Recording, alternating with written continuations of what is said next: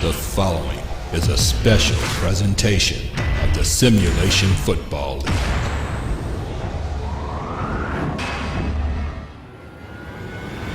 First and 10 at the 43. Back to pass. Marconi, deep shot down the field. Oh, Mixon! Oh, get your cameras out! Diving to make the interception. It's his 7th of the season. Oh, baby! Unbelievable. The only way Mixon is making a play on that ball is if he just flat out dives for that. What concentration. And now Parker, and Parker hurdles a defender. Parker still going. Oh, Zach Parker! Get off me, son! Touchdown, Orlando! What a run from Parker! Pass over to the end zone. One-handed catch! Oh! What a play! Chuck Imperano, touchdown Baltimore! Funk back to pass. Funk hit hard as he threw! Wide open down the field! Lawrence Kirkland, touchdown! You could hear the hit that Funk took, and Louisville has their first lead of the night.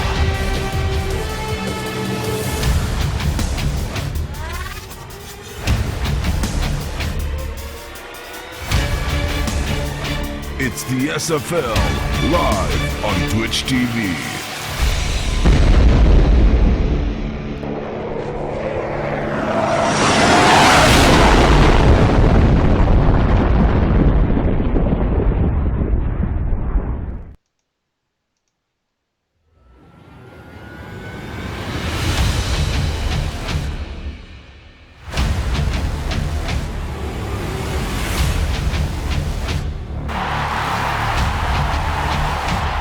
Ladies and gentlemen, welcome to Sioux Falls, South Dakota for the Sunday Showcase game in the Simulation Football League's Week 11 season between the 10-0 Minneapolis Maulers and the 7-3 Sioux Falls Sparrows in a rematch from an epic Week 1 showdown. Hello everybody, I'm your play-by-play commentator, Kevin Irvine. Sioux Falls has been waiting on this for 2.5 months as Minneapolis tries to become the first team in SFL history to win 11 games in one season. Let's head down to the field for the coin toss.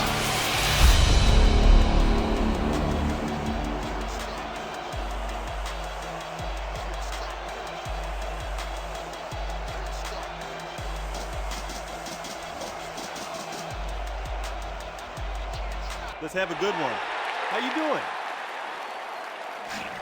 Gentlemen, please make your call. Tails. It is heads. We'll receive. The home team have won the toss and select to receive. The Sioux Falls Sparrows will get the football first in their first meeting. The Maulers beat the Sparrows 38-30. What are we in store for today? Franklin Reese has the ball in the tee. Kick it! We're underway! From the 5-yard line, Benny Beasley on the return, and Beasley is up past the 25 to the 27-yard line. Julian Tyree is the quarterback for the Sioux Falls Sparrows, an efficiency rating of 87.9. 18 touchdowns to 19 interceptions, 2,619 yards passing with a completion percentage of 70.7. First down at the 27-yard line for the Sparrows, ball near the right hash mark. And the first play from scrimmage is a Tyree throw to Ashley Anderson, who makes a man miss and picks up 5 on the far side.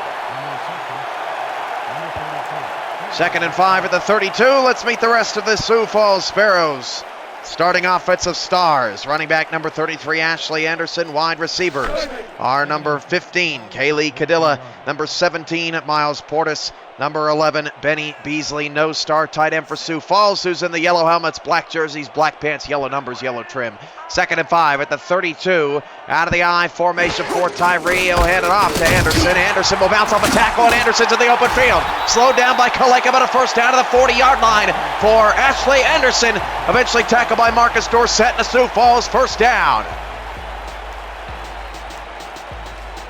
The Mahler defense, 2 linebackers tough up front. Number 55, Austin Broadway. Number 53, Sebastian Brock.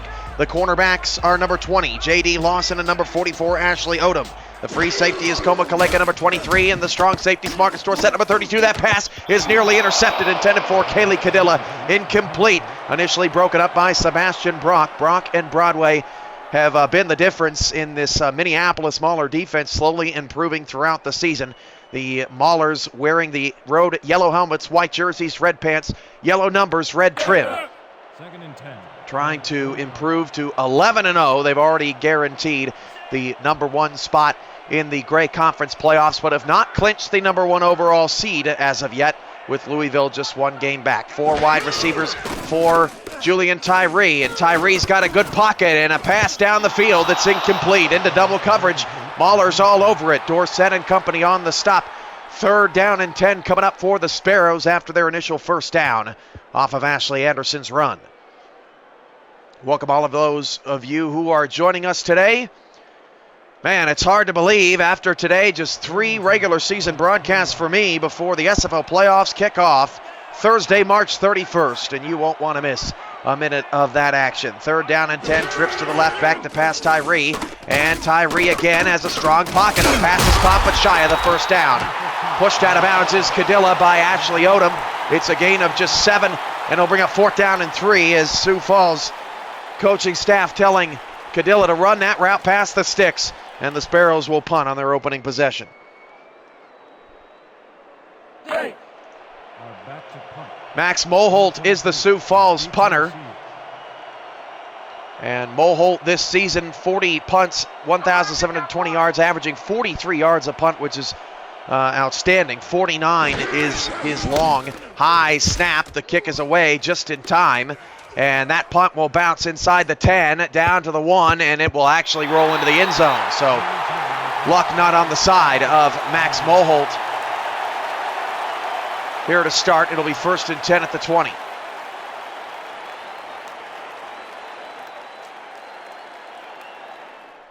It's a chilly day, 37 degrees, but a pretty day in South Dakota. Out of the eye is Rocco Marconi for the Minneapolis Mahlers. Back to pass against a heavy blitz, and Marconi, who's rarely blitzed, completes the pass to Campbell down the sideline, all the way down to the Sioux Falls 34. A pickup of 46 yards for Marcus Campbell, and I suppose that's why he's not blitzed that often, as Sioux Falls brought 6 or 7 in one-on-one coverage against a linebacker. Marcus Campbell makes a move and turns on the Jets in front of his bench, who's very supportive of Campbell along the sideline for a Mahler first down. Rocco Marconi, quarterback rating of 115.5, 34 touchdowns, 14 interceptions, 3,445 passing yards, averaging 344 yards per game, and completes 78% of his passes. 1st and 10 at the 34, back to pass, and Marconi is whacked at the 40, a loss of 6 yards as Sioux Falls is trying their luck at pressuring the potential MVP of this season. 2nd and 16, back at the 40. Big sack there for the Sparrows. Press coverage showing with 4 receivers and an empty backfield for Marconi. 3 to the right side. 8:15 to go in the first. Marconi down the middle. That pass is knocked away by Zen Osika. Osika, who stole a lot of headlines, I should say, for Sioux Falls and the league in the beginning part of the season, has been overshadowed as of late with the stellar play from guys like Aaron Arrington and Maurice Spurgeon across the league. And Stevie T. Diggs, but Osika still a very capable corner who now sort of shares an underrated tag. 3rd down and long for the Mahlers, but they are just 5 yards out of decent field goal range. Marconi deep down the field, the pass is knocked away, and the Sioux Falls Sparrows get a stop on their opening drive. Delta Coakley on the coverage, and both defenses are off to strong starts in a game that will most certainly feature a lot of points this afternoon. Pass intended for Freeman, good speed. Coakley, the third corner on this team, doing a magnificent job in coverage. And the Maulers will have to punt it away.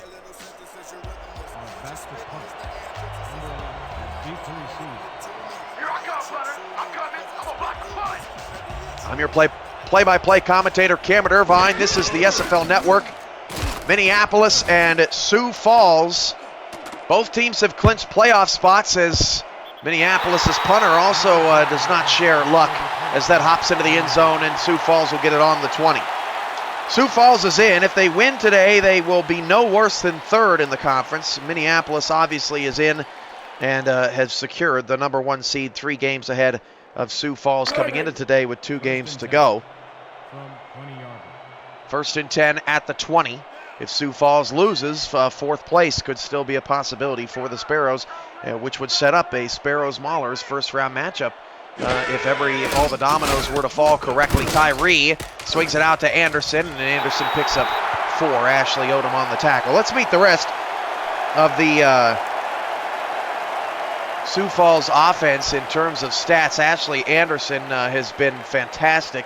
1,383 yards, averaging 5.4 yards per carry, and he leads the SFL with 20 rushing touchdowns. He's also added 3 through the air. Back to pass, and Tyree fires down the field. The pass is caught. What a bullet to the 43-yard line, a pickup of 19. Miles Portis' first catch of the day, and another Sioux Falls Sparrow first down.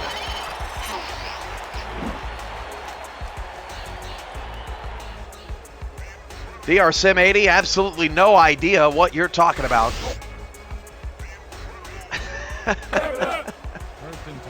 We go out to eat around here.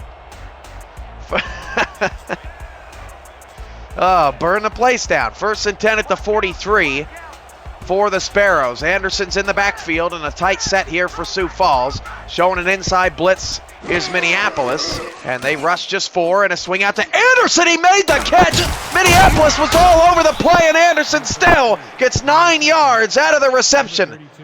The Maulers could not have defended that play any better. What a grab from Anderson to get Sioux Falls into Minneapolis territory for the first time today.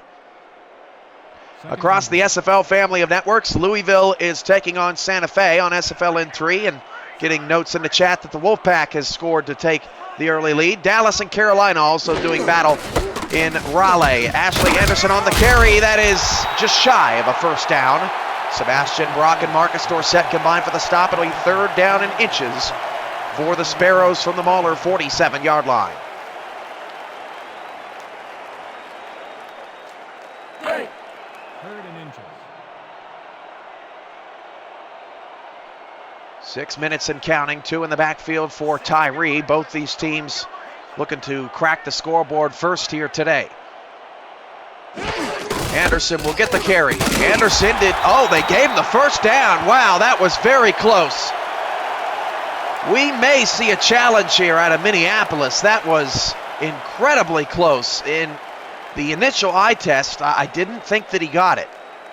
No challenge, however, from the Maulers. So it'll be first and 10 at the 47, and Anderson gets the benefit of the doubt there on that run.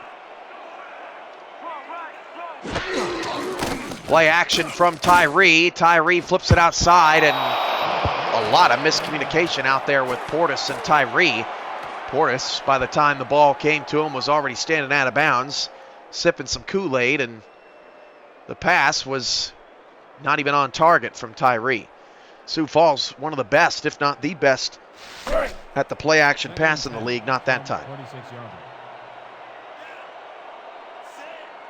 Second down and 10 at the 47. Tyree goes out of the shotgun with split backs. Back to pass. Tyree, catches made by Portis on the sideline, picks up 6, sets up another third down and 4 at the Mauler 41-yard line. Check simulationfl.com later this evening for box scores of all of today's games and your first look at the big Week 12 schedule and some new Rises 1 graphics as well as they start to roll out in time for the postseason. SimulationFL.com later tonight. You won't want to miss it. As Tyree swings it outside, caught by Portis. That's a first down. Sioux Falls to the Mauler 32. And Sioux Falls has started the game pretty sharp against the league's top team.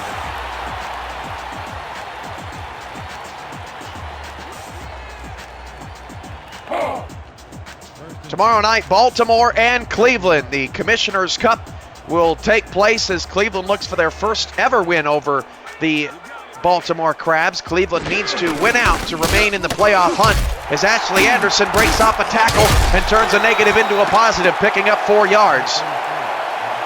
Baltimore's already clinched a playoff spot, but they can get as high as 8-4 in the conference, which potentially could be the second best record, especially considering that Sioux Falls still has the Maulers and Cleveland on their schedule. Lots to be decided here in the final 4 days of the SFL regular season, and you couldn't ask for anything more. Ashley Anderson makes people miss and scores again! Touchdown number 21! And touchdown number 1 of the day on the board.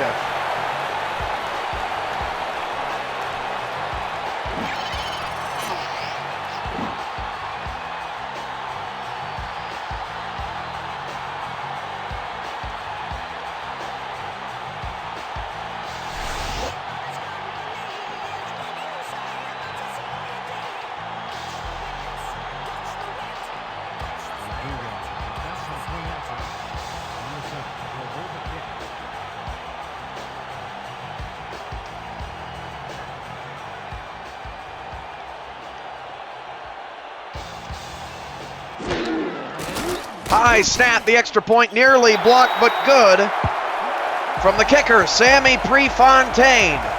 And Sioux Falls strikes first, 7-0 over the Maulers. The Maulers have had a lot of close calls this year. 5 of their 10 wins by just 1 possession. Sioux Falls has had plenty of close calls themselves. The 38-30 loss to Minneapolis in week 1, the 31-30 win over Queen City in week 2, the 28-23 win over the Baltimore Crabs in week 3, the 34-31 loss to the Dragons in week 4, and fast forward to a couple of weeks ago, a 35-38 loss to the Baltimore Crabs in overtime. 5 games for the Sparrows, also decided by 1 possession. The only difference being Sioux Falls 2-3 in those games.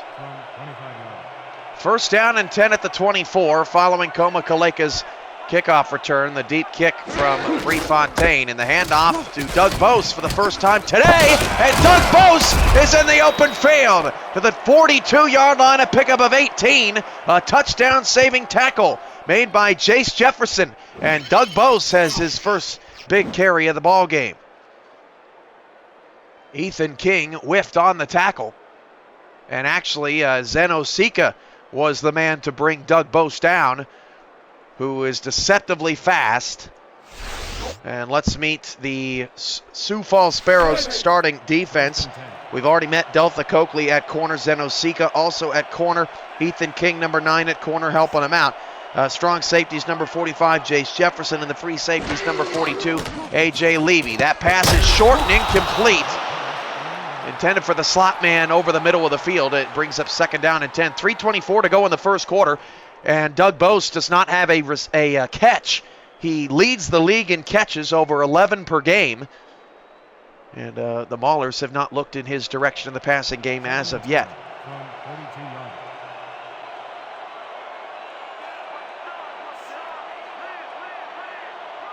Second and 10 at the 42-yard line. Split backs for Marconi, and the run from Bose picks up just 2 yards. Will set up a 3rd down and 8.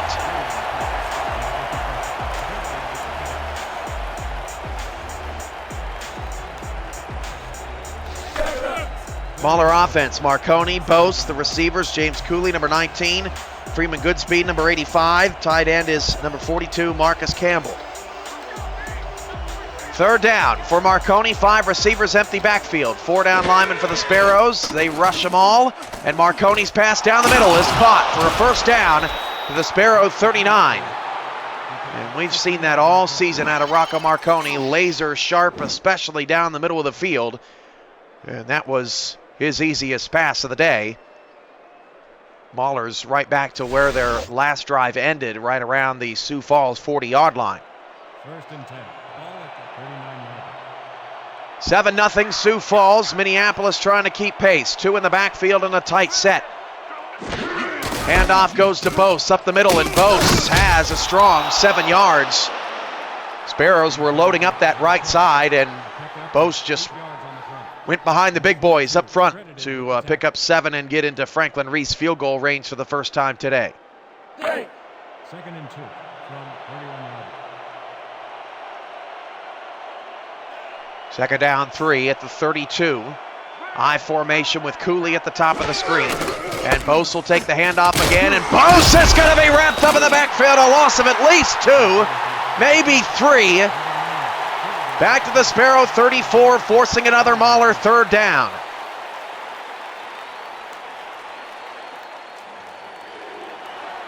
And Liberty Park is getting fired up. Another sellout here in Sioux Falls. Back to pass. Marconi swings it out short. Pass caught. Goodspeed turns the corner. He fumbled the football. It's recovered and picked up past the 10. It's a touchdown on a fumble recovery. What a play by the Maulers. Goodspeed fumbles and Brown recovers the fumble and takes it in for a score. And Franklin Reese can tie the game in, I believe, the first ever fumble return for an offensive touchdown in league history.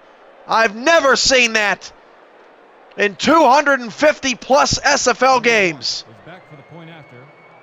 Barnum will hold the kick. And it's fitting that the undefeated team, the Minneapolis Maulers, who just always seem to be in the right place at the right time to make a play, get that touchdown. The extra point is good. And the extra point is through for Franklin Reese. 7-7. Maulers and Sparrows just getting started here on the SFL Network.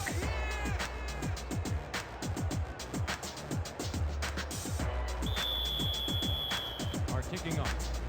Number 11, Steve to receive. You got it, baby.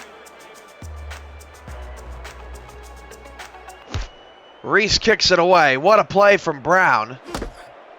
And from the 6-yard line, Beasley on the return past the 28. Or to the 28, rather. What a play. Just when you think you've seen it all, ladies and gentlemen, you have not even begun to see it all. Don't miss the SFL Championship game Saturday, April 16th at 5 p.m. Central.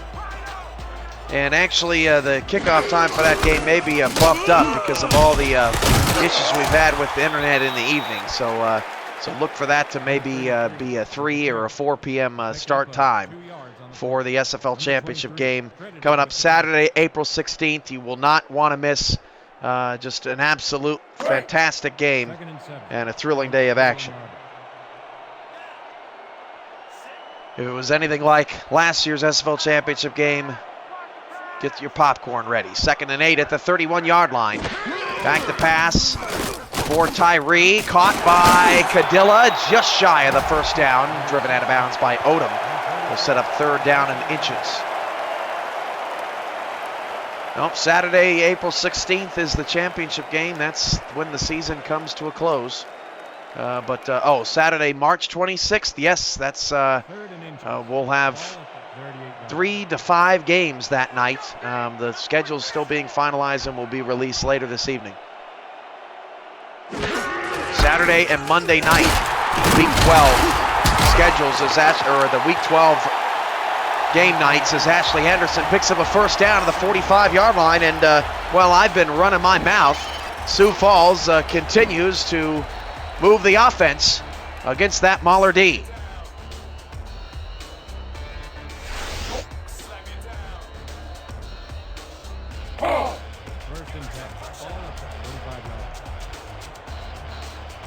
First down and 10 at the 45, likely the final play of the quarter. Tyree is under center. And Tyree back to pass. He'll flip it out to Anderson. Anderson is tackled in the open field. That's a gain of 3, and that will bring the first quarter to a close. Maulers 7, Sioux Falls 7. This is the SFL Network. The first quarter. The score is now 7-7.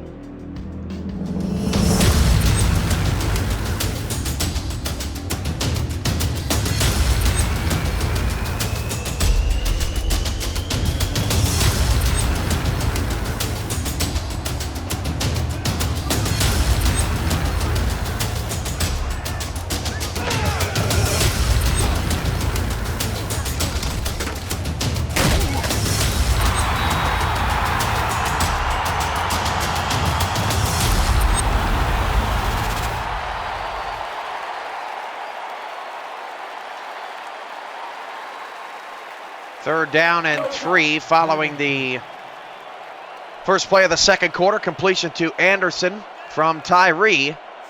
Sioux Falls been pretty good on third down and short here in the first half. Back to pass, and a deep shot. Tyree pass caught by Portis, who got a beat on J.D. Lawson. First down to the Mauler 16-yard line, and Sioux Falls is in the red zone.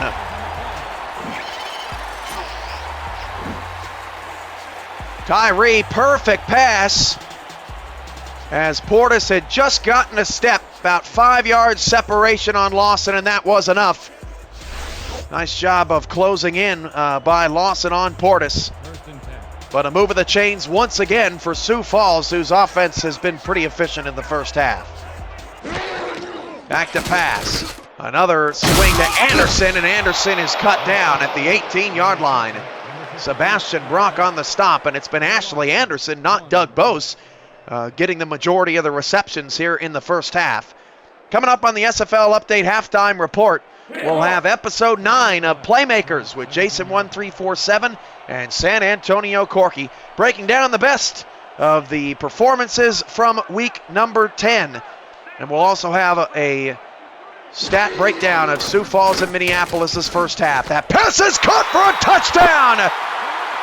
Kaylee Cadilla from Julian Tyree, and Sioux Falls answers back.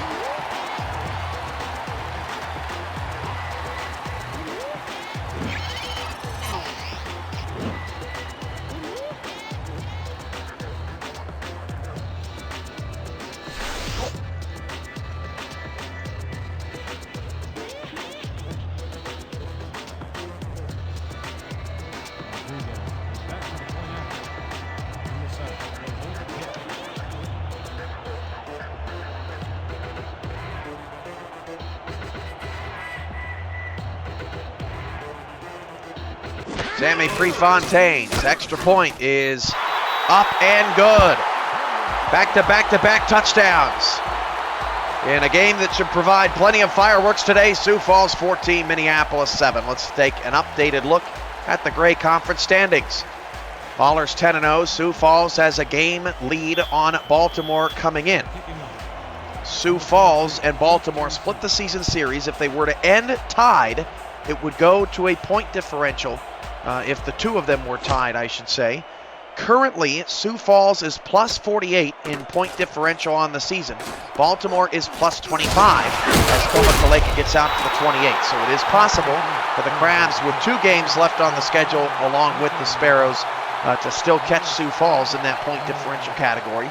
Queen City is 6-5. They greatly help their chances if they win over the Maulers next week, but would need some or a lot of help in week 12 with a loss. Cleveland needs to win out. DC needs to win out in what will be a thrilling finish in the Gray Conference.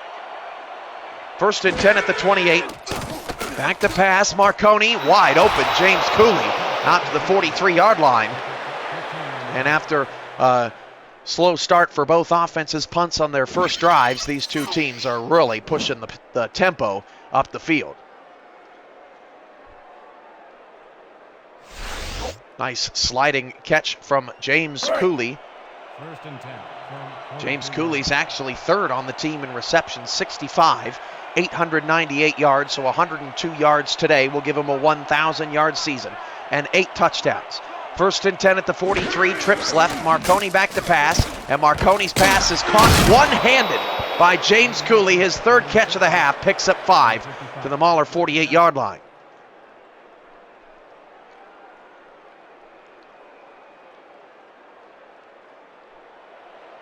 Second and 5 for the Maulers. They'll go 3 wide receivers to the right side now. Line shifts from right to left. Marconi going to throw again.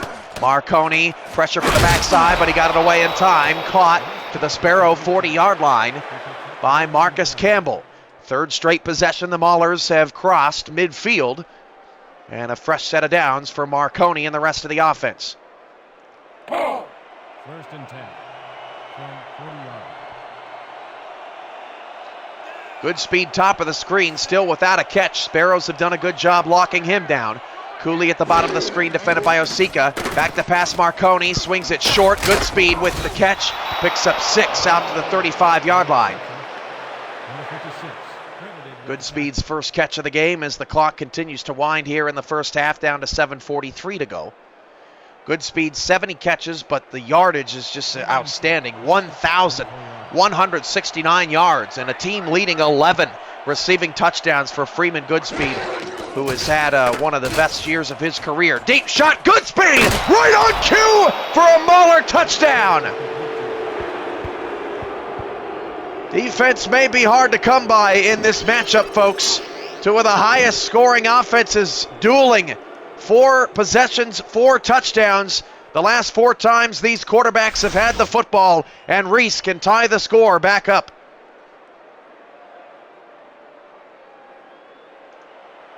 Number 1 is back for the point after. Barnum. Just before the half, Dallas giving Carolina a game 7-7. We'll break down the Teal Conference standings in just a moment and what this game means for the Skyhawks. Extra point for Franklin Reese is good. Maulers 14, Sparrows 14 here on the SFL Network.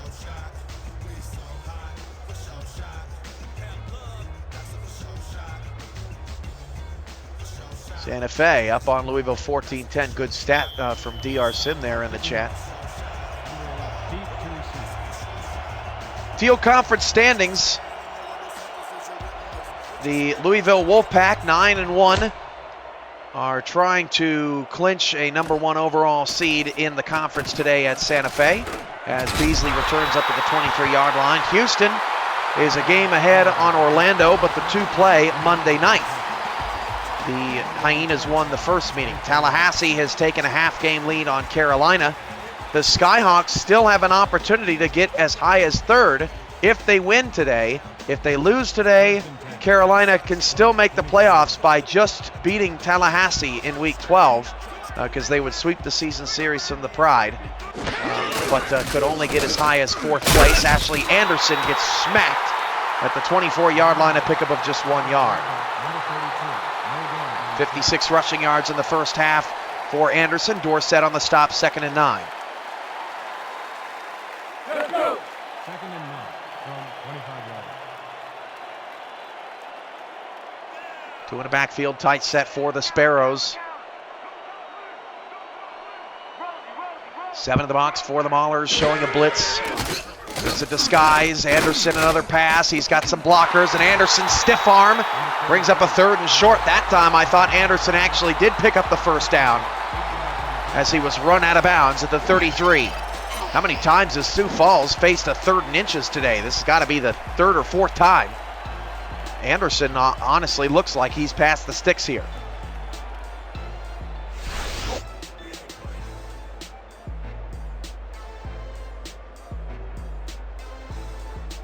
Again, no challenge. 3rd down and short at the 33. Minneapolis has not been able to stop Anderson in these 3rd and short situations. Hand off to Anderson, and Anderson with a, quite honestly, unnecessary spin move there, nearly cost him a 1st down. But Anderson just does move the chains up to the Sparrows 34 to keep the drive alive. Read the blogs and visit the boards on simulationfl.com. We just detailed yesterday on the blogs the State of the League address coming to the SFL Network Wednesday, March 30th, the day before the playoffs begin. Anderson loses 3 on that run. Sebastian Brock has been an animal in the backfield today. 3-yard loss will set up 2nd down and 13. Message boards need some love too. 2nd and 12. Everyone loves the SFL so much, so why not go and talk about it? 2nd down, 13 at the 31, halfway through the second quarter.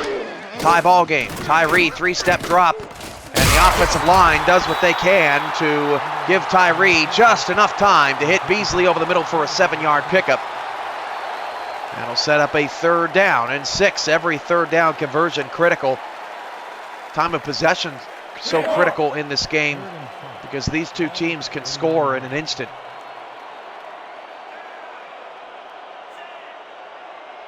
Four receivers, 3 to the left side for Tyree. Tyree back to pass, sidearm throw is caught over the middle, 1st down to the 47. An absolute laser over the middle from Tyree. Again, picks up a 1st down on 3rd down for Sioux Falls.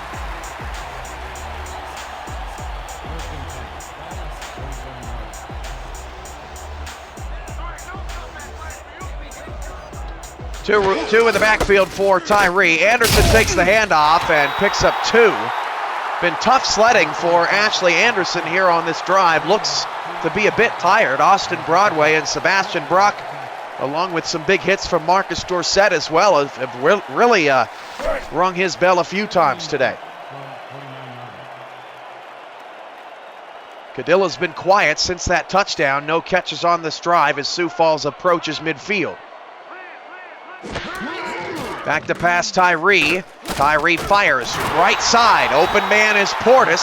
Pickup of 1. Another 3rd down and short coming up for Sioux Falls as Tyree passes Marconi in the passing yards category here in the first half. 10-0 Maulers, 7-3 Sparrows. I'm play-by-play commentator Cameron Irvine. Nearing halftime here of our spotlight game. Anderson takes a check down and will not get the 1st down. Big hit on Anderson just beyond the line of scrimmage. 4th and 2 at the Mauler 45, and we'll see what the Sparrows elect to do here with 3:20 and counting in the first half. We know how quickly the Maulers can score. The offense for the moment is staying on the field for Sioux Falls with 2 receivers to the left side, and I'm not sure that is Anderson in the backfield. Down to 10 on the play clock. Trying to draw the Maulers offside. Minneapolis can take control of this first half. They've scored on their last 2 possessions as the Sparrows call timeout, and will bring out Max Moholt to try to pin the Maulers deep.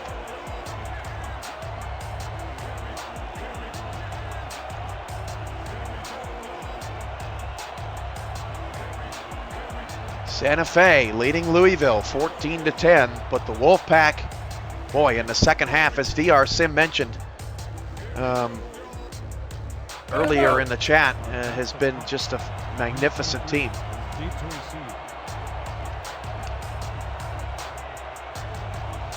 The Maulers will get the ball to start the 3rd quarter. Great point by Lord Raider 77 in the chat. So the Maulers could get a 2-for-1 special here at the end of the half. This punt will bounce inside the 10 and bounce all the way down to the 1-yard line. What a punt from Max Moholt. Down to the 1 as the Sparrows pin the Maulers deep.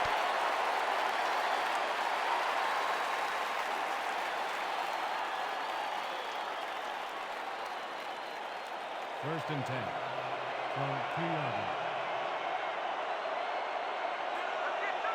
First and 10 at the 1 for Marconi. 3 receivers left, and there's not really anybody covering him.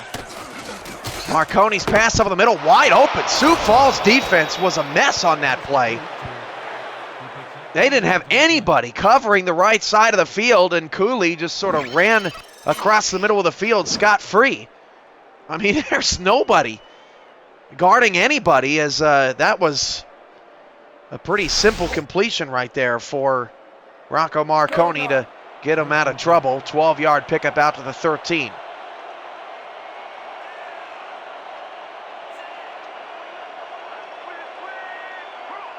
Two receivers to the left. Marconi back to pass. Marconi deep down the field, and double coverage was out there on Goodspeed. And the Sparrows get a hand on the football. Neither quarterback has thrown an interception in the first half, and the only turnover that we potentially could have had was a Goodspeed fumble that ended up resulting in a Mahler touchdown. Second down and 10 at the 13-yard line. Marconi goes under center. Bose in the backfield. I think Bose has had maybe 1 or 2 carries in the first half. Second and 10 at the 13. Marconi to throw again. Pass out in the flat. That pass is caught at the 16-yard line. I can't believe Goodspeed was able to keep his concentration with the Sparrow player flying at him in the sideline, fast approaching, but a 3-yard pickup makes it a more third and manageable 7. 4 receptions, 52 yards for Goodspeed. That will be the final play before the 2-minute warning. Sioux Falls 14, Minneapolis 14. This is the SFL Network.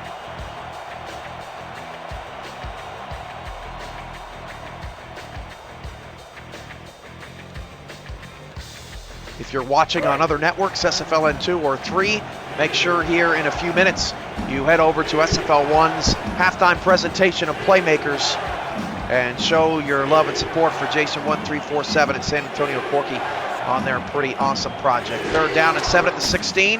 Back to pass. Pass is caught from Marconi to Goodspeed over the middle of the 27-yard line, and the Maulers are already thinking points here in the final 2-minute.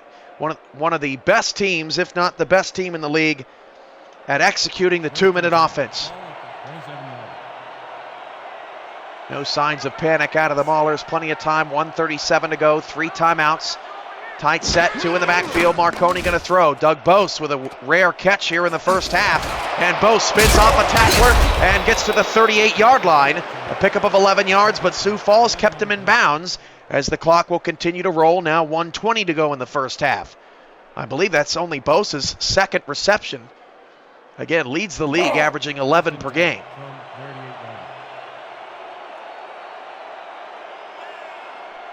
.105 to go in the first half.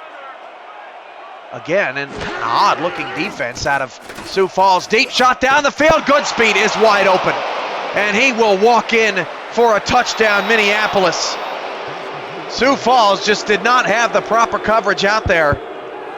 And a one-on-one for Freeman Goodspeed, and that was easy money for Minneapolis, who regains the lead.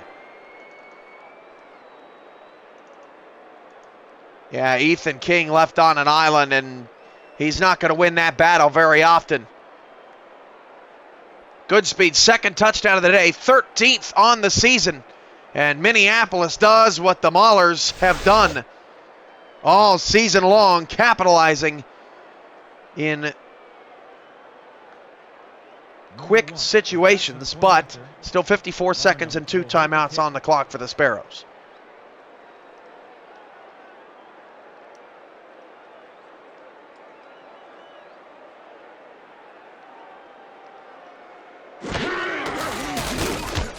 Extra point from Franklin Reese is good. Maulers 21, Sioux Falls 14. Sparrows 53 seconds to work with here in the first half.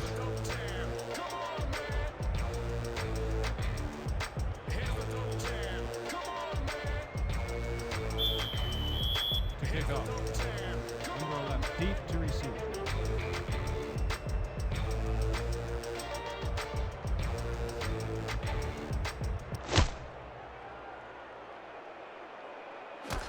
From the 1, Beasley on the return. And Beasley is wrapped up at the 24. Neither return player has gotten much in the return game today. Beasley's got a catch in the first half. He's got 5 receiving touchdowns coming in, 412 yards. The closest the Sparrows have to a 1,000-yard receiver, Cadilla, 829 yards. Portis has 804 coming in.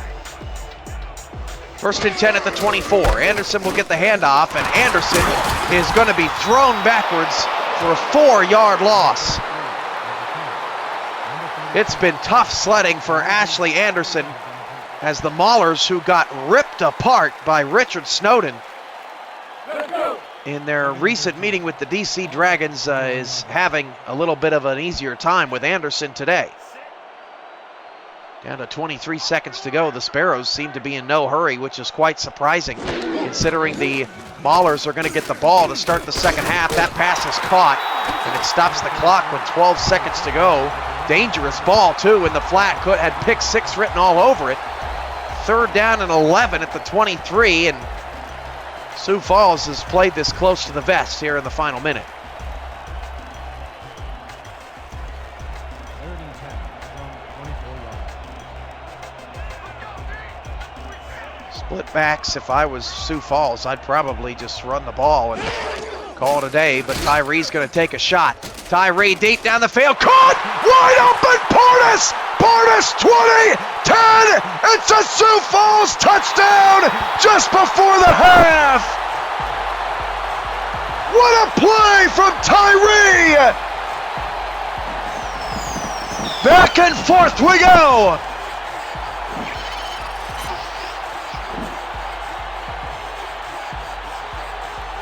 Got Portis matched up on Broadway deep. Ouch, that burns.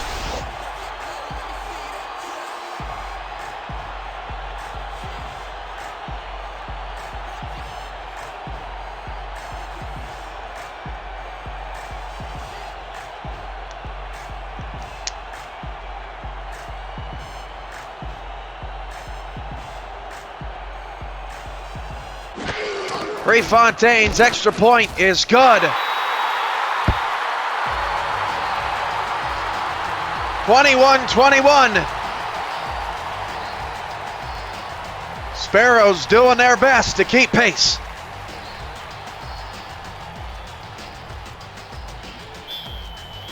And now Koma Kaleka,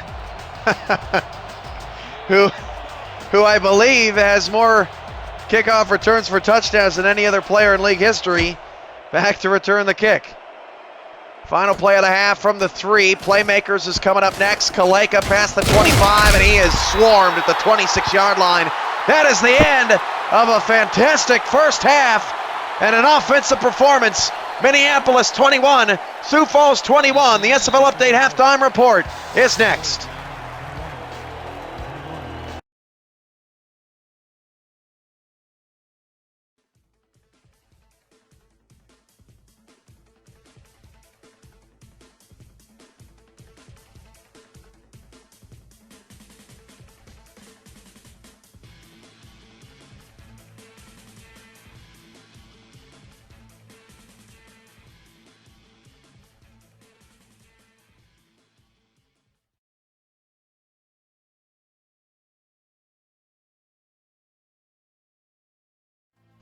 The hyena, surviving even the most coarse and barren conditions day after day, all year long, hunting with jaws that crush through flesh and bone. The Houston Hyenas defense has been forcing offenses into the same helpless environment in their first inaugural SFL season. And a lot of that dominance is due to one particular offensive bone crusher, defensive back Aaron Arrington. Arrington, from New Orleans, survived Hurricane Katrina and uses that toughness on the football field to cause quite the storm of his own. Arrington recorded a career-high 3 interceptions against Santa Fe. He ranked 6th in total interceptions with 7, and 4th in passes defended per game, proving that he is a consistent problem for opposing offenses. Pass, Wilson, deep shot to Bosco. It's picked off at the 35 by Arrington. Arrington inside the 10 and down to the 3. Tackled by Wilson. but Aaron Arrington has done a number. Montoya to pass on 4th down. Montoya left side, that pass is intercepted, and that is Aaron Arrington. 41 tackles and 7 interceptions is just the beginning for a defensive back that's helping Houston become the best defense in football. Don't get caught in Houston, because with Aaron Arrington and his pack of bone crushers on the prowl, there's absolutely no relief to be found. That's what it means to be a playmaker. The saw-scaled viper, the Russell's viper, the Northern Pacific rattler, and the gaboon. How long does it take you to spot the predator?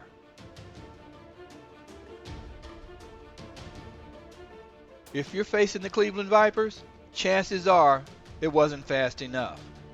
There just doesn't seem to be any antivenom left in the SFL to deal with Vipers wide receiver Scott King. In Buffalo, with everything on the line, Scott King was a Viper that struck hard and fast against the Queen City defense.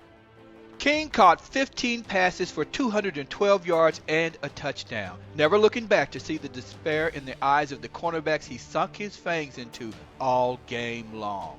Halftime report. Right back to pass. Deep drop back right. Fires to the end zone. Pass is caught for a touchdown. Cleveland. Scott King with the catch. It's touchdown number 7 of the season. King's dominance helped Viper quarterback Caleb Wright complete an awesome 40 of 50 of his pass attempts in the game. With 78 catches, 1,032 yards, and 7 touchdowns, Scott King is playing like the king of all the wideouts in the SFL and looks to give the Vipers a legitimate playoff shot. King's late-season resurgence has put him in the top 10 in catches per game, total receptions, and yards receiving. It's anyone's game now, but if you want to survive, I try to avoid running into this striking Viper. But then again, take a closer look. It may already be too late to avoid this playmaker. Pass protection down the field right. Caught again at the 11-yard line by King. He's got 200.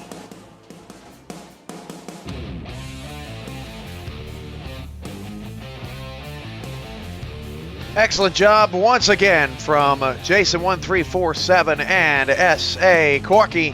San Antonio in the chat room. That is SFL Playmakers giving you a look at the best performances of the SFL season. Let's take a look at the halftime numbers for the Maulers and the Sparrows, who are deadlocked at 21. The Maulers will receive the ball to start the second half. Sioux Falls, 278 total yards of offense to Minneapolis' 266. Not often that the Maulers get outgained. Both teams struggling to run the ball a bit. The Maulers really haven't tried. 25 rushing yards, 241 passing yards for Marconi, Tyree, 225. Both teams had 9 first downs, but Sioux Falls got 7 of their first downs on third down conversions. An astounding 7 of 9 on third down in this game. Maulers are 3 for 4. Neither team has turned the ball over, and Sioux Falls has possessed the ball more than 5 minutes than Minneapolis, 13:36 to 8:24. Let's take a look at the quarterback comparison. Both had very good first halves. Rocco Marconi, 13 of 17, 241 yards and 2 touchdowns. Julian Tyree, 19 of 22, 225 yards and 2 touchdowns. The second half from Liberty Park is coming up next on the SFL Network.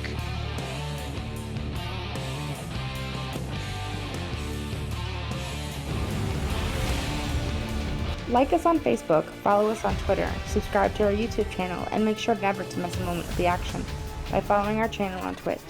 This has been SFL Halftime Update. Enjoy the second half.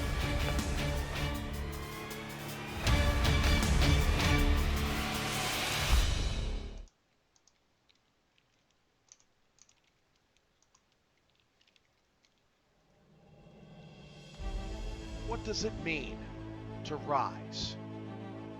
To be better, to be stronger, to be tougher, to be a hero, to be a savior.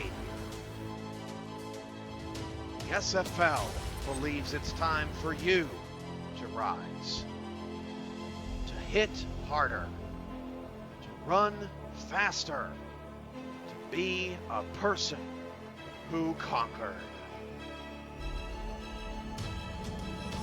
In the SFL, being better, stronger, tougher as a player, coach, or owner means finding your energy, finding your identity, finding your inner warrior.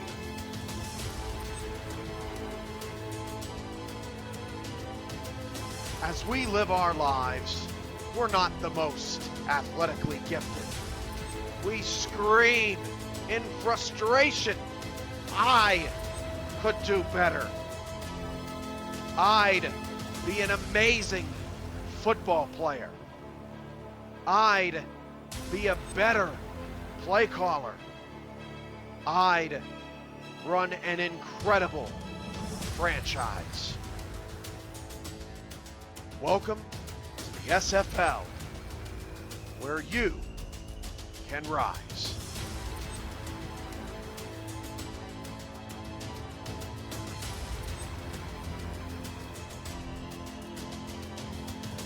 Rise as one.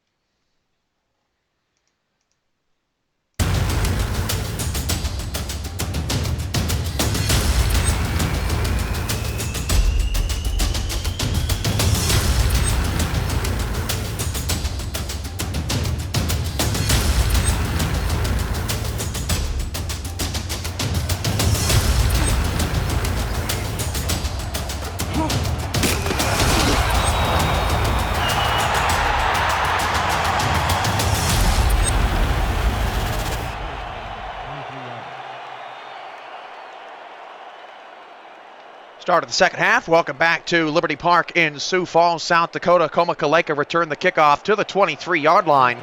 Both special teams has done a good job locking down Kaleka and Beasley on the returns. Maulers have scored on their last 3 possessions. 1st and 10 at the 23 in a tie ball game. Marconi hits Doug Bose, and Bose will pick up 2 yards. Marconi now up to 243 passing yards as both quarterbacks have stayed perfect. Across the SFL networks, Santa Fe leading Louisville in the second half, 17-10. Dallas and Carolina are tied at 10. Some good ball games across the networks here on a beautiful Sunday. 2nd and 8 at the 25. Out of the eye for Marconi. Back to pass. He'll hit Bose again. Bose with back-to-back catches to start the third quarter. That picks up 6. It'll set up a 3rd down and 2 for the Maulers on their opening possession of the second half. Don't forget, next Sunday is Easter Sunday, so we will not have games.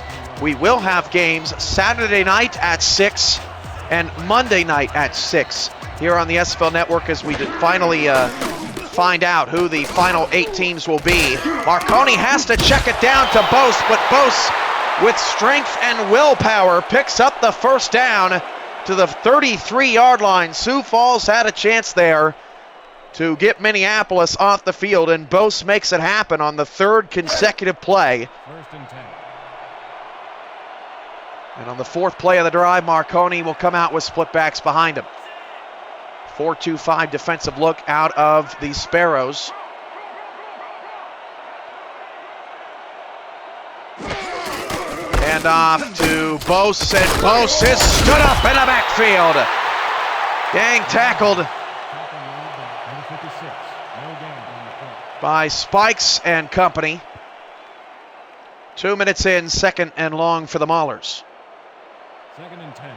Ball at the 34-yard.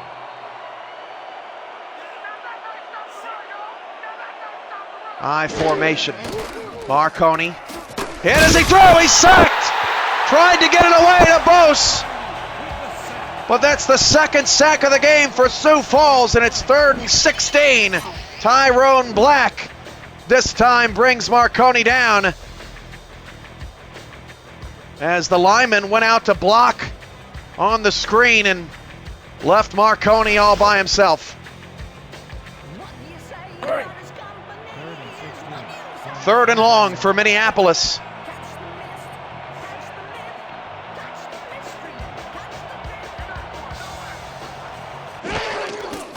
Back to pass Marconi on a 3rd and long. Sacked again! Back-to-back sacks by Black on the outside. 4th and 21.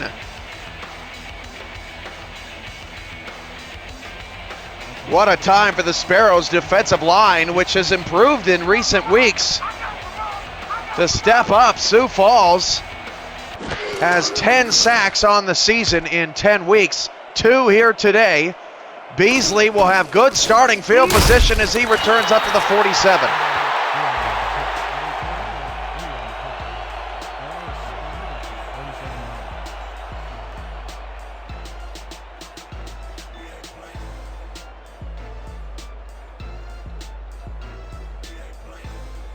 Let's go. 13 carries, 53 yards. Sioux Falls certainly tried to get Anderson going down the field. Minneapolis did a good job of keeping him contained. 1st and 10 of the 47, play action. Tyree avoids the sack. Hit as he throws. The pass is incomplete. Dangerous play as the pressure got to Tyree. Lawson in on the coverage. Both teams doing a good job of making these quarterbacks think twice. Tyree, wonderful job of stepping up in the pocket, and actually Koma Kaleka was the one to knock that ball away. Lawson cleaned up off the leg of Portis. And the Sparrows are lucky that wasn't a turnover. 2nd and 10 from 47 yards. 2nd and 10 at the 47. 2 receivers off to the right side. Hand off to Anderson. Left side, Anderson picks up some blocks. Anderson in the open field, 1st down. To the Mahler 43-yard line. Kaleka on the tackle.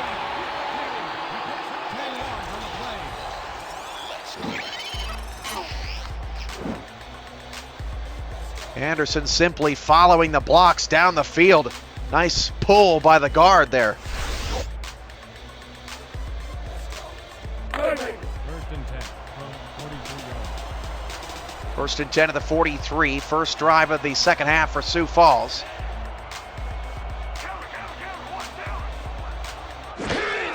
And off Anderson again, left side. Anderson picked up a big block and turns ahead for back-to-back 1st downs.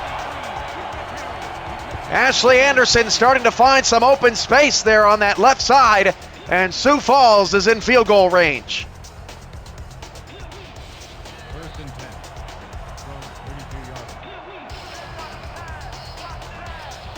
yards. Back to pass Tyree, steps up in the pocket, floats it out to Anderson, who fell down and then wasn't touched until a couple of players later. Loss of 1.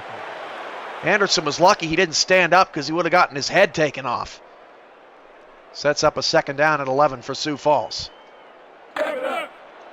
Wow, Lord Raider, all 3 games currently tied across the SFL family of networks. Couldn't ask for much more than that. 2 in the backfield for Tyree. Cadilla bottom of the screen, handoff Anderson again. This time Brock is all over it.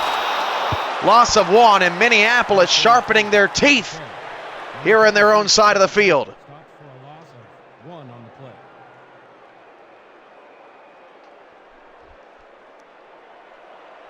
3rd and 12. 6 minutes and counting here in a scoreless 3rd. 3 receivers off to the right. Sioux Falls was 7 of 9 on 3rd downs in the first half. Tyree down the right side. It's knocked away and incomplete. Tyree again, very fortunate it was not intercepted. And this would be a very long field goal for Sammy Prefontaine. Prefontaine's longest field goal this season is 51. It would be a 51-yard field goal. Prefontaine, one of the few kickers in the league that has not missed a field goal, but they're not going to attempt a 51-yard field goal. They're going to punt the football away. I'm really surprised that the Maulers are electing to go with defense instead of points. Mulholt inside the 5. It bounces backwards and is touched down eventually at the 16-yard line. So Moholt's punt spirals backwards, and the Maulers end up only losing about 18 yards of field position.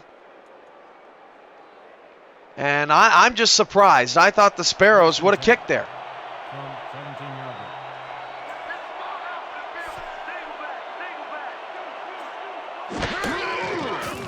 Penalty marker for the first time today. That pass is intercepted, but I believe the flag is on the Sparrows, which would wipe away the interception. The crowd already unhappy. And the Sparrows are not executing well here in the third quarter. That'll set up a 1st and 5. Sanders was the one that jumped offside. Huge play there. Not going Sioux Falls' way. 1st and 5. Ball at the 22-yard line.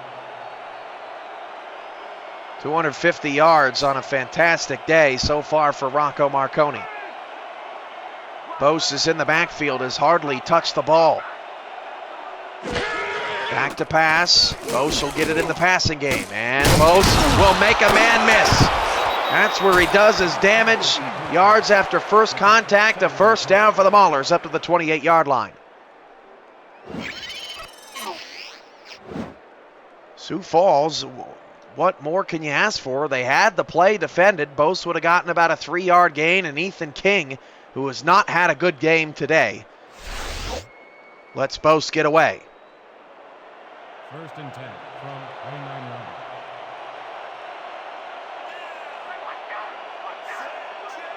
Marconi going to change the play. 4-3 defense.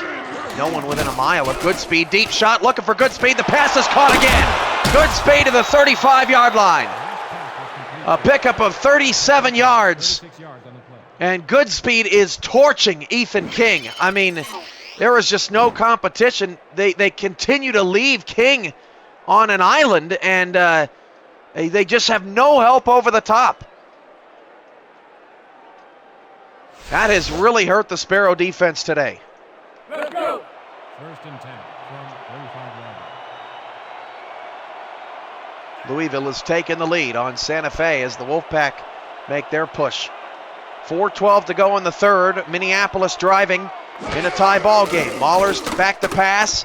Swinging out right side. Caught by Campbell, and Campbell picks up 2.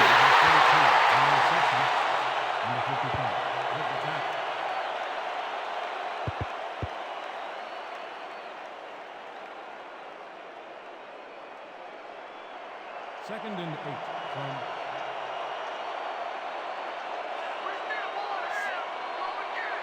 2nd and 8 at the 33.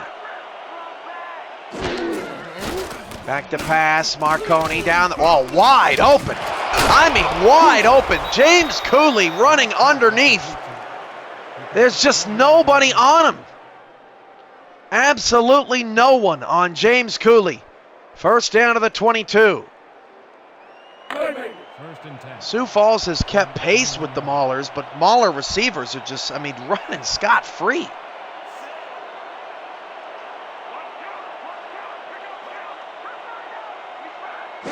Back to pass. Marconi out to Bose. And Bose spins away, but picks up just 5. Out to the 17-yard line, and Marconi's up to 312 yards.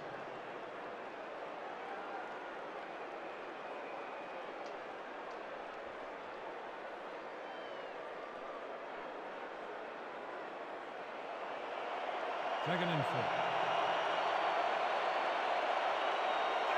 4. 2nd and 5 at the 17. 4-3 defense. Back to pass Marconi. Straight back. Marconi's in trouble. Sacked again. Loss of 3 on the play. And that is the 4th time Rocco Marconi has taken a shot in the backfield. And we're looking at this. If Minneapolis can only come away with a field goal, that 51-yard field goal attempt that Sioux Falls chose not to do, could cost him the lead here. 3rd and 8 at the 19, out of the gun Marconi.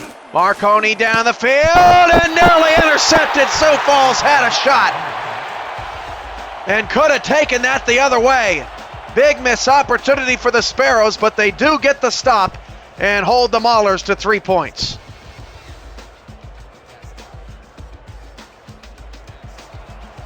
Number 1 will come in to attempt field goal from the 19-yard line. Barnum will hold the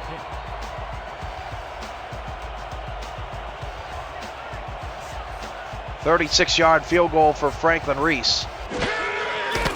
And the kick is nearly blocked. I don't know how Franklin Reese put that up and good.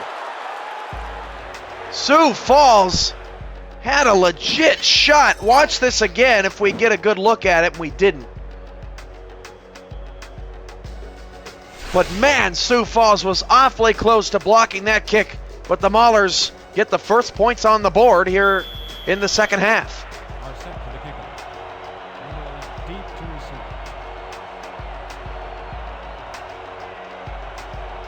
Sioux Falls and Minneapolis could have been tied at 24 if the Sparrows would have tried for a 51-yard field goal. Felt like pinning the Maulers back was their best option. Technically, they only gave up 3, and a lot of time ran off the clock to keep the game close. But they could have just easily had the game tied. Another overtime game in the SFL. That's the third in 3 weeks. Dallas and Carolina.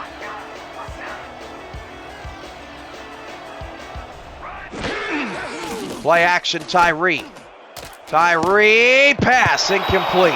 Well defended by Austin Broadway, who took the short route away and then knocked away the deeper route over the middle. Brings up 2nd and 10. Louisville appears to be starting to once again pull away from an opponent. They just seem to do that every week.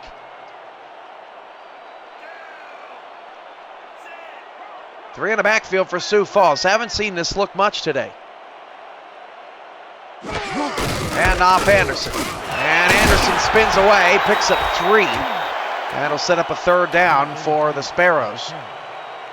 Both teams have not been taken off the field quickly on drives. Long drives in this game. A 3 and out here could really hurt the Sioux Falls Sparrows, who have yet to score here in the 3rd. Back to pass, Tyree. Tyree steps up in the pocket, fires left side, passes, caught! No, they said he was out of bounds. Man, I would review that if I was Sioux Falls. Cadilla with the catch. I thought for sure he caught that in bounds. And they are going to challenge. I think that's going to be overturned just from first glance. Are challenging. Let's take a look at a replay. What a catch, though, in heavy traffic by Cadilla on the near side. Let's see it again. Pass is absolutely caught. He got at least 2 feet in. Here's the call. After review, the pass has been ruled complete. The catch was made prior to going out of bounds. The home team will not be charged with a timeout. First down. That's a great challenge by Sioux Falls. First challenge of the day. Moves the chains for the Sparrows. First and 10 at the 40. Another huge 3rd down conversion for Sioux Falls. Tyree tapping his helmet, changing the play.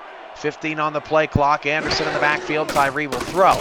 And Tyree will swing it outside. He's got a blocker, and Portis has a first down.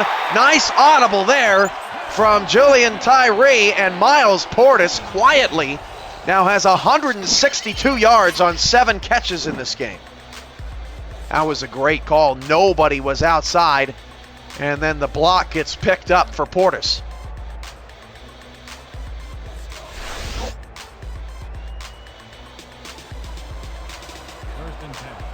Under a minute to go in the 3rd. Minneapolis 24, Sioux Falls 21.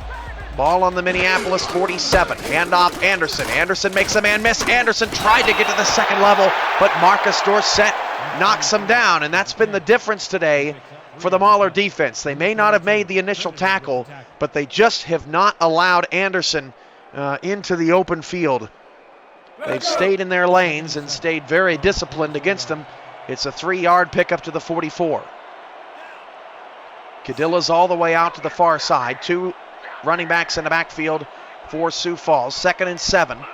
7 in the box for the Maulers. Handoff Anderson. Anderson could have had a first down, but Austin Broadway gets off a block and makes a tremendous tackle. Just the pickup of 2.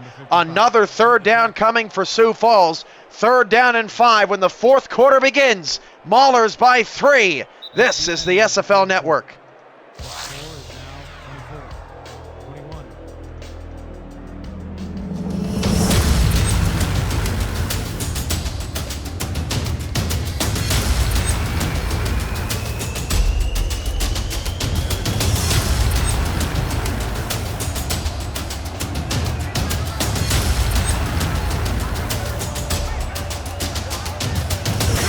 Third down and 5.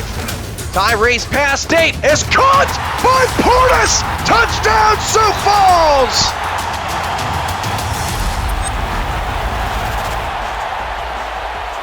Another phenomenal 3rd down conversion by the Sparrows. And Miles Portis goes over 200 yards.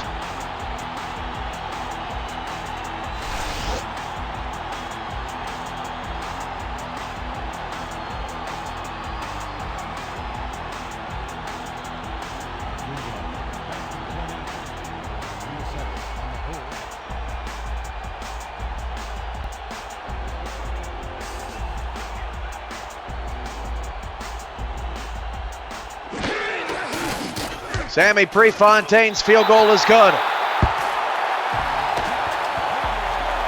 Sioux Falls gets the first touchdown of the second half, 28-24 over the Maulers.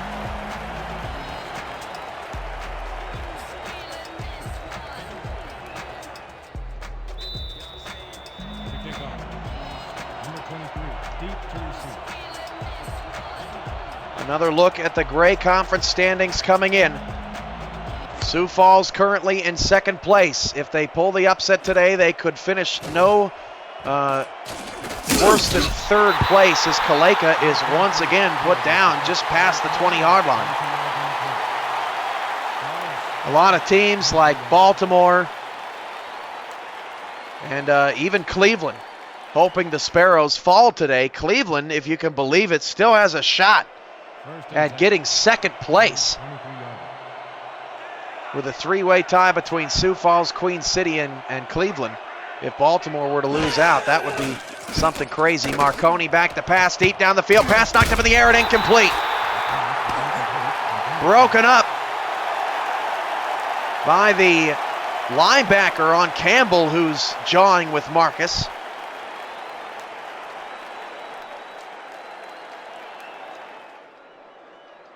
Plenty of time still to go. 10:47 to go in the ball game. 28-24. Sioux Falls has taken the lead momentarily. 2 in the backfield with Marconi. And Marconi drops to throw. He'll fling it out to Bose, and Bose has a lot of room. First down to the 35. Not a soul was out on Doug Bose, which that's really the first time we can say that today. Sioux Falls has done a good job on Bose in the passing game in getting bodies out there, but a rainbow pass from Rocco Marconi. Not a soul. Don't forget to read the blogs and visit the boards. Listen to Inside the SFL every Wednesday night. I had King Havo on last night. The archive version of that episode is on the league website. And a great interview that was. Deep ball, Marconi. Pass is caught again. Oh, Freeman Goodspeed is just torching this team. That is another Mauler touchdown.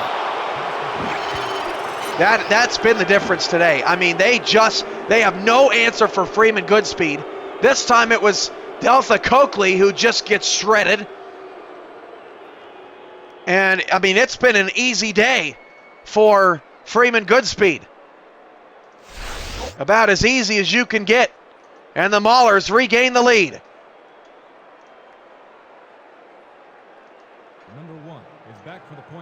And again, just no help over the top for the Sioux Falls Sparrows defense. And if Sioux Falls just could figure out how to stop the deep ball, they've let so many big plays happen over the course of the season. If they could just figure out how to stop the deep ball, this team may be a championship, a legitimate championship contender, but they just continue to give up big play after big play, and it gives the Maulers the lead back.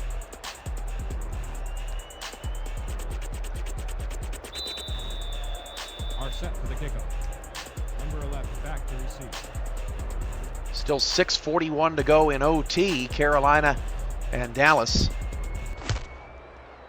If Carolina wins, they still have a shot at third. If they lose, they're not out of the playoffs. A win and they're in against Tallahassee next week. First and 10 at the 28 following Beasley's return. No time to panic for Sioux Falls. But there just doesn't seem to be an answer for the Sparrow defense against Freeman Goodspeed. First and 10:03 to go in the fourth. Plenty of fireworks left, I'm sure. 4 receivers, 3 to the left side for Sioux Falls. Anderson's in the backfield. Back to pass. Anderson gets the reception. Oh, Anderson picked up and put down. What a tackle. That was a bear hug if I've ever seen one. Mauled at the 28-yard line. Second and 10. What a hit. I believe by Broadway. 2nd and 10.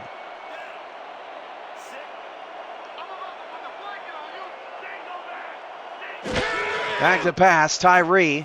Tyree down the field, double coverage, that is intercepted. That's the first big mistake of the game by either team, and the Maulers have the ball at the 36. Tyree just forced that. Koma Kaleka on the outside played the route perfectly. Double coverage, even triple coverage if you count Sebastian Brock. That was a poor choice from Tyree. Tyree, 20th interception of the season.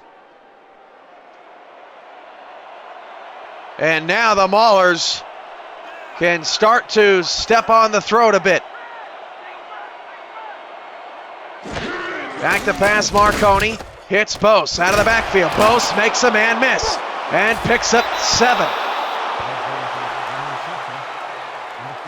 If only he could be tackled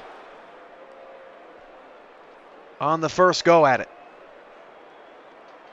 2nd and 3 at the 28. Marconi nearly over 400 yards passing in the ball game. Marconi's had plenty of great passing performances over the years. There's no doubt about that. Back to pass, 2nd and 3. Hit as he threw. Pass is caught but short of the first down by Cooley. Season high in passing yards for Rocco Marconi is actually just 425. Also threw 6 touchdowns in that game against the DC Dragons. But Marconi approaching a season high in passing yards as Doug Bose has hardly carried the ball at all in this game. 3rd and inches at the 26. Handoff, Bose got the first to the 24.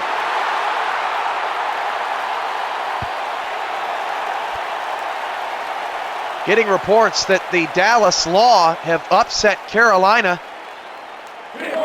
13-10 in overtime, which means that Carolina will have an opportunity to get the last playoff spot, a win and in situation against Tallahassee next week. 2nd and 6 after Bose runs for 4.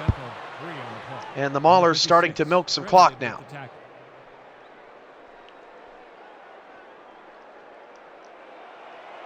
Second and 6 from 20 yards. Tyrone Black, a couple of sacks back-to-back in that first half on the near side of the line. 2nd and 6, handoff Bose again, and all of a sudden it's the Doug Bose show. First down to the 10. That's what makes the Maulers so dangerous. Goodspeed has been going off this whole game. And while everyone's focused on Freeman Goodspeed, Doug Bose starts to get going.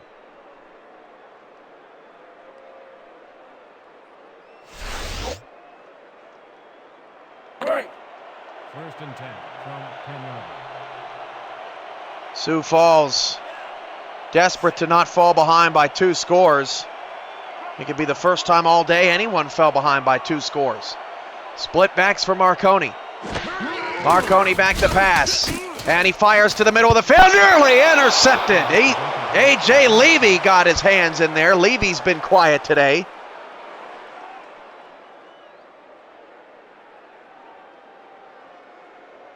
Brings up second down and 10. Couple of chances for Sioux Falls in the second half in the red zone to come away with turnovers.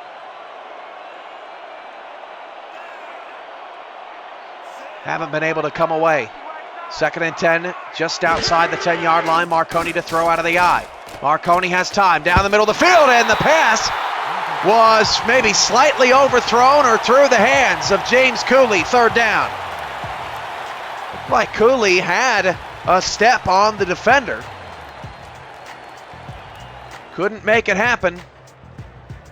And this could be a momentum-changing play in this game. The Maulers go up by 10. It puts a lot of pressure on the Sparrows. Empty backfield, 5 wide for Marconi.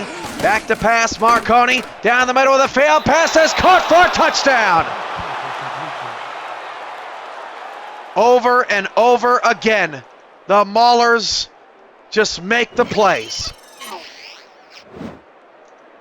James Cooley this time to the back of the end zone as Zenosika lost containment.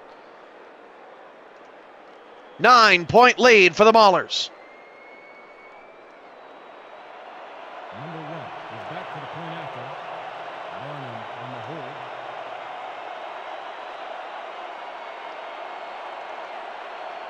They are just so good.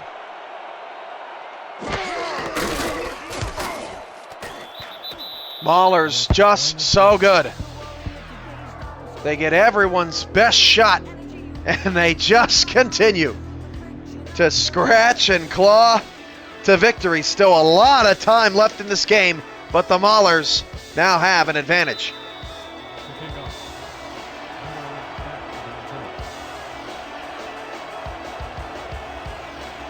Louisville has scored 35 actually unanswered points dating back to the third quarter on Santa Fe.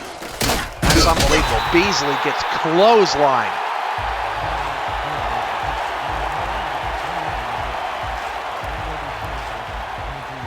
.6:39 to go. Sioux Falls all kinds of time.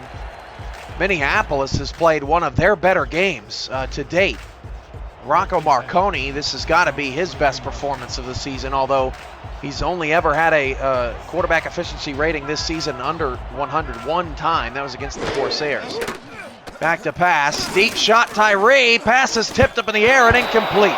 J.D. Lawson knocks it away. And finally, someone gets a hand on a pass intended for Miles Portis, who has over 200 yards and 8 grabs on the day.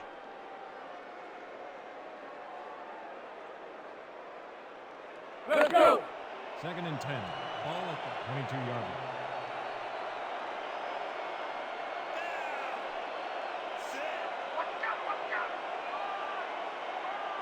Two backs, 2 receivers for Tyree.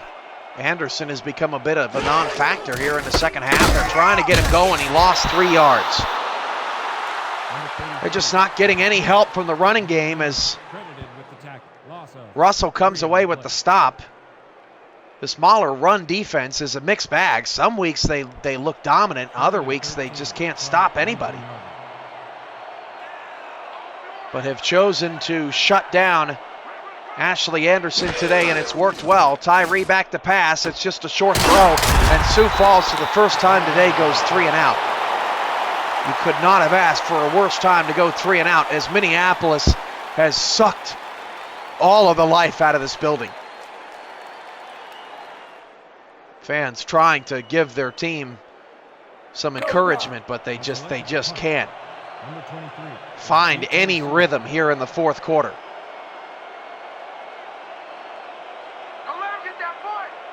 Post-game show coming up next. We'll have recaps from all 3 games of a busy day of SFL action. From the 35-yard line, Kaleka on the return and cannot break away, but out to the 40. 5:48 to go in the fourth. Minneapolis can put the Sparrows away here on the next possession. 41-yard line.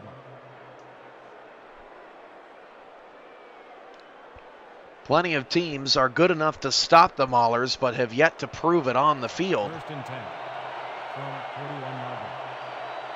Another touchdown can likely shut the door on this one. First and 10 at the 40, Bose in the backfield. Marconi, pump fake. He'll have to check it down to Bose, and Bose is in big trouble. He lost 5 yards in the backfield. Cade Bailey all over it.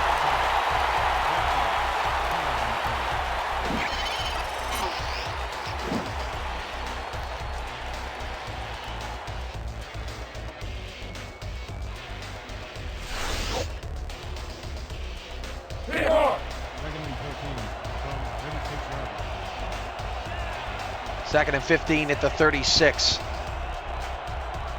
4 receivers, 3 to the left side for Marconi out of the gun. Sioux Falls needs something. Back to pass. Marconi, deep shot, left side, caught. First down, Cooley. Pushed out of bounds at the Sparrow 42-yard line. And again, the Maulers stay aggressive.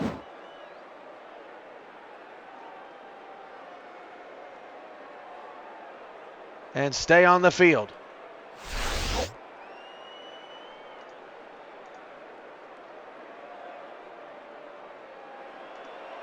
First and 10 from 41-yard line. First and 10 at the 42. And now time starting to become an issue for the Sparrows. Back to pass. Marconi short to Campbell. Campbell makes a man miss, and then a stiff arm picks up 9. Those are the plays that are just backbreakers. When you've got the man down and you've got him contained, and Minneapolis creates more yak yards. Second and 1. Ball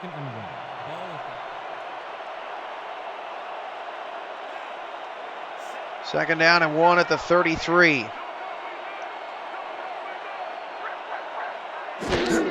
Hand off to Bose. Bose has a first down. The 28. 47 yards on 10 carries. Those numbers aren't going to fly off the stat page. But the Maulers now in scoring position, but more importantly, just continue to bleed the clock.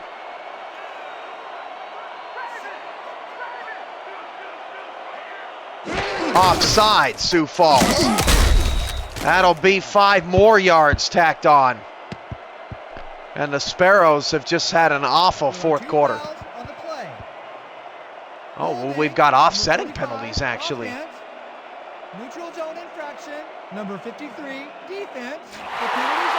Penalties offset, but again, because of Sioux Falls offside, that holding penalty would have put Minneapolis outside of field goal range, but instead, because of the jump,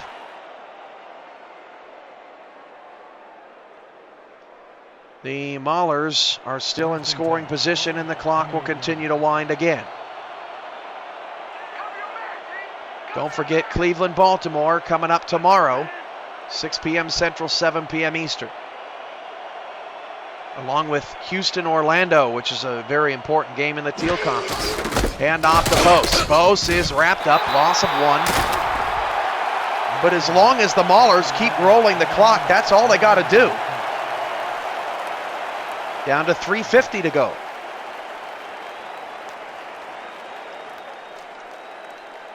Yeah, Sioux Falls, they got to create some sort of stoppage of clock.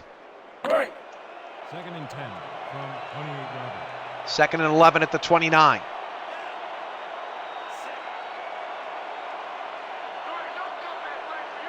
Two in the backfield for Marconi. Marconi hands it off to Bose. Bose gets outside and nearly walked in for a touchdown. 3rd and 6. Clock keeps running, down to 3:10 to go. And Bose certainly has fresh legs after just 2 carries in that first half.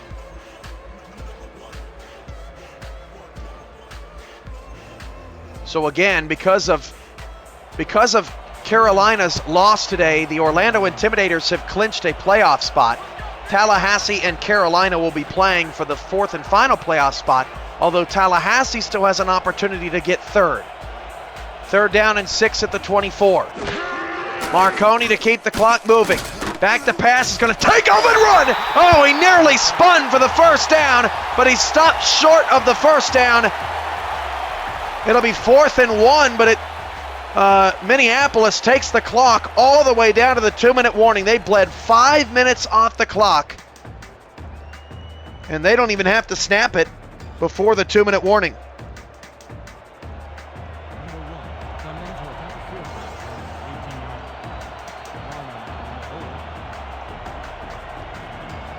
So field goal attempt for Franklin Reese, 35 yards. And we've reached the 2-minute warning. This is the SFL Network.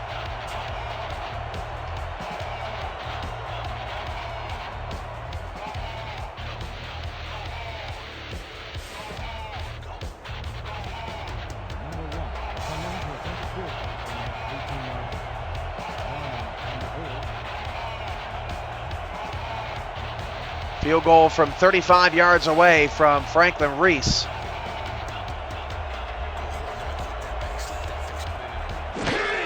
And the 35-yard kick is good. So now with 1:57 left, Sioux Falls needs 2 touchdowns and an onside kick recovery. Although they do still have all 3 of their timeouts, you would expect the onside kick to be necessary anyway. Post-game report coming up next. Recaps from all 3 games of another thrilling day of Simulation Football League action. Just 3 regular season dates left on the calendar before the playoffs kick off Thursday, March 31st.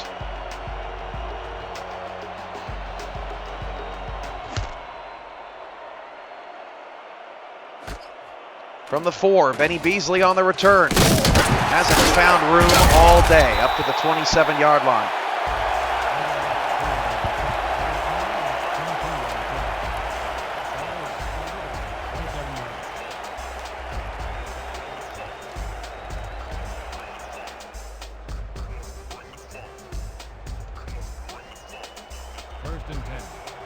Last chances for Sioux Falls. 3 receivers, 2 to the left. Play action from Tyree. Tyree throws short, pass caught. Did they give him forward progress? Yes, they did. First down to the 37, but the clock keeps running. Sparrows need plays to get him out of bounds. And they're running the similar play. That pass is intercepted. This has just been a bad 4th quarter for Sioux Falls. They got the touchdown to go up 28-24, and then you could just feel it. It was not going to be their day here in the 4th quarter, as the tight end got hung up on that route, and I believe Kaleka gets his 2nd interception of the day. So Minneapolis becomes the first team in SFL history to 11-0. They were 10-0 during their championship season, but with the expanded schedule, the Maulers do it again. Marconi out to Bose, still passing. Oh, Doug Bose is just putting on a show. 1 more first down ends the game. And now for the rest of the Gray Conference, Sioux Falls, Queen City, Baltimore, Cleveland, D.C. It's a race to not be 4th place and have to face the Maulers in the first round.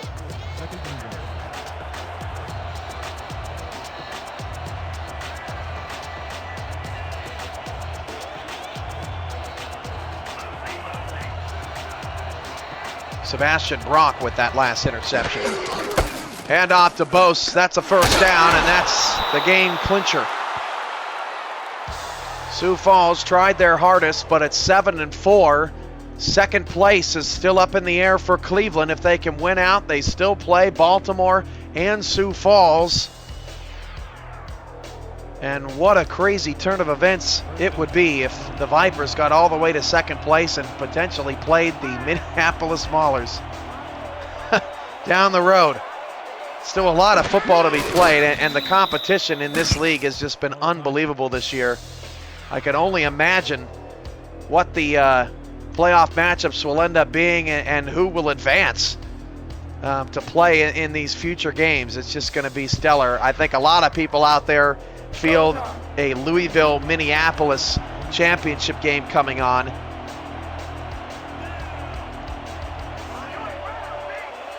But Louisville and Santa Fe were in line to steamroll their way to a championship game last year until Louisville lost David Overstreet. They sort of fell apart in that fourth quarter.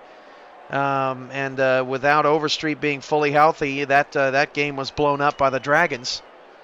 And there's plenty of upset-minded teams, giant crushers out there with the number of upsets that we've seen over the past few weeks.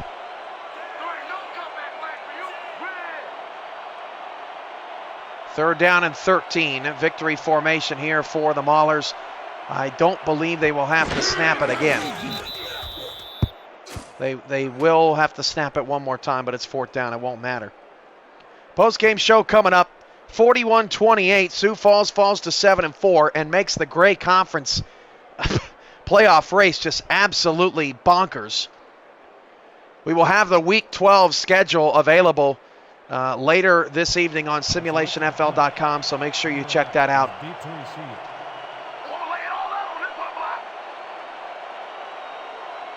Maulers 11-0. What an achievement. Hats off to Thomas Paterniti and Alan Drum, who work on the squad. Have just done a fantastic job this season as Beasley returns from the 12, and that's the ball game. Minneapolis 41, Sioux Falls 28. Stay tuned. Post-game show is coming up next.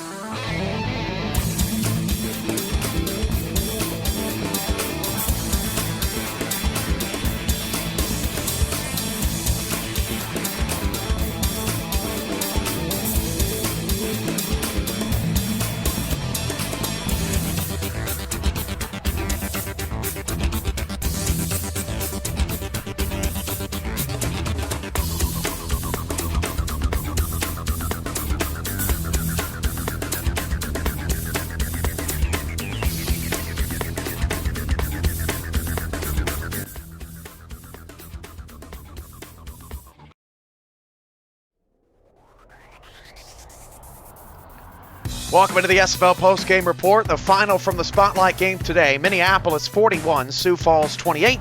Let's take a look at the final numbers. Rocco Marconi, 29 of 37 for a season-high 443 yards, 4 touchdowns, and no interceptions.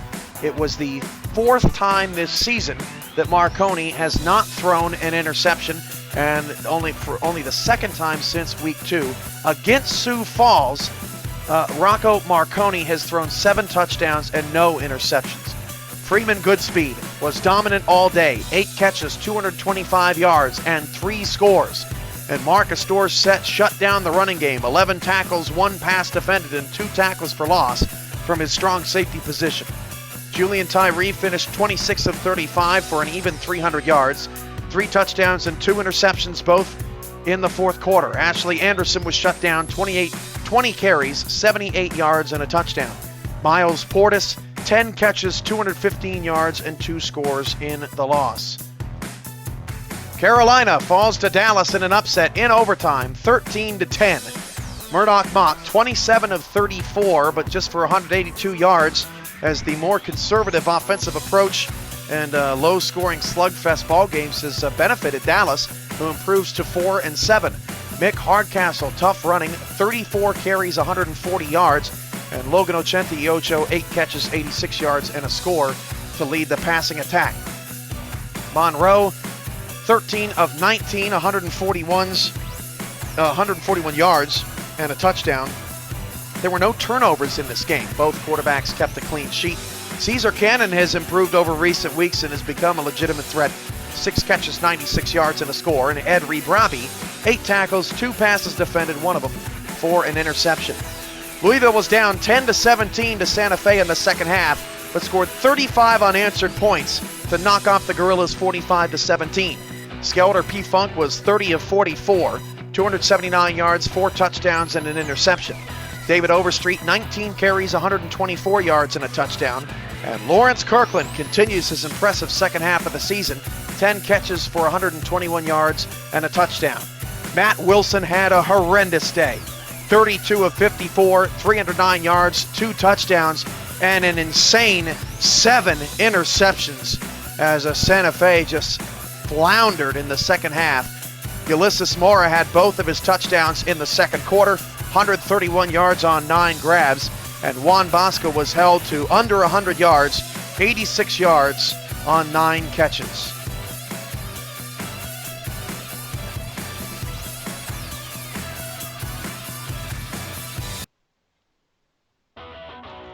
So that'll do it here for this Sunday edition of SFL football. The Maulers improved to 11-0, 41-28 over the Sioux Falls Sparrows, dropping Sioux Falls to 7-4. This has been a presentation of the Simulation Football League and the SFL Network.